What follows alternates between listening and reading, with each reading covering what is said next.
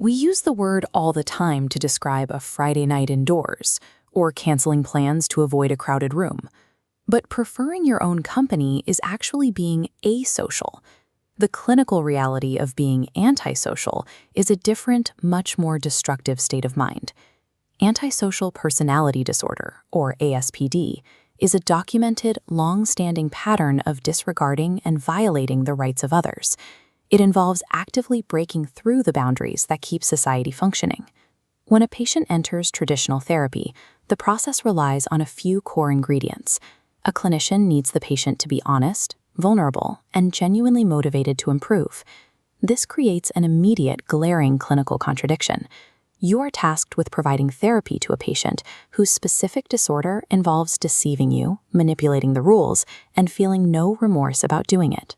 To understand why this condition resists treatment so intensely, we have to look at how it operates during a clinical evaluation. A diagnosis requires a consistent history of specific actions. The patient will demonstrate repeated rule breaking, a habit of conning for profit, sudden impulsivity, and physical aggression.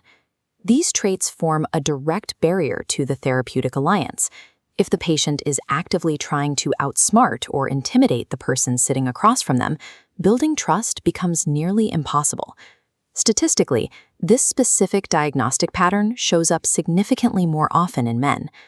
This chart maps chronic irresponsibility. In the ASPD brain, the balance is heavily skewed toward immediate drive. When an action causes harm, the mind fails to generate guilt.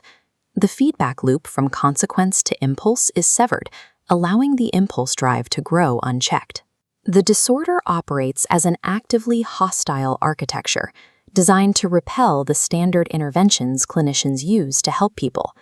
But this baseline hostility gets much worse when it collides with a common environmental catalyst: chronic substance use.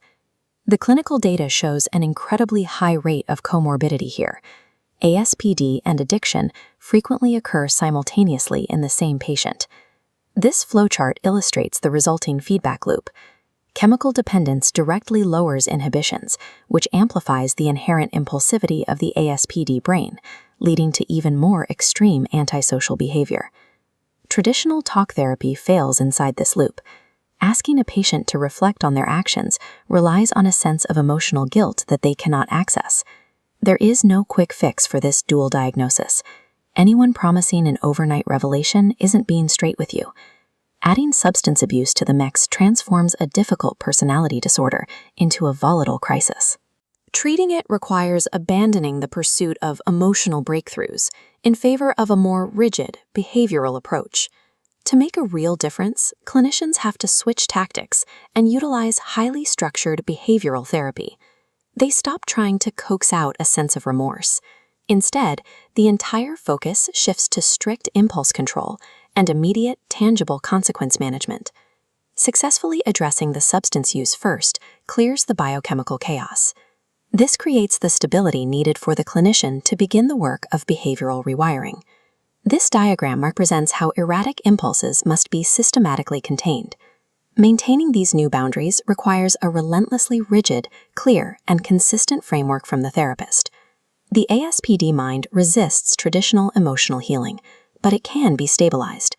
By enforcing unwavering structural consistency, clinicians can rewire how the patient recognizes and reacts to consequences. Because of the intense complexity of this condition, an ASPD diagnosis and its subsequent treatment plan must be administered strictly by a licensed clinician.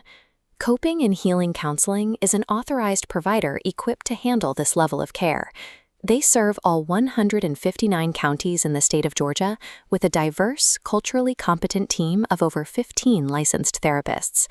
Their practice has the clinical capacity to manage complex, overlapping issues like trauma, relationships, and stress, all delivered through a secure, 100% HIPAA-compliant telehealth model.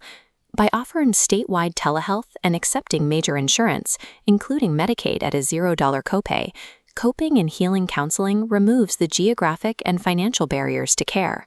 This allows for the consistent attendance and long-term participation required to maintain a structured treatment plan.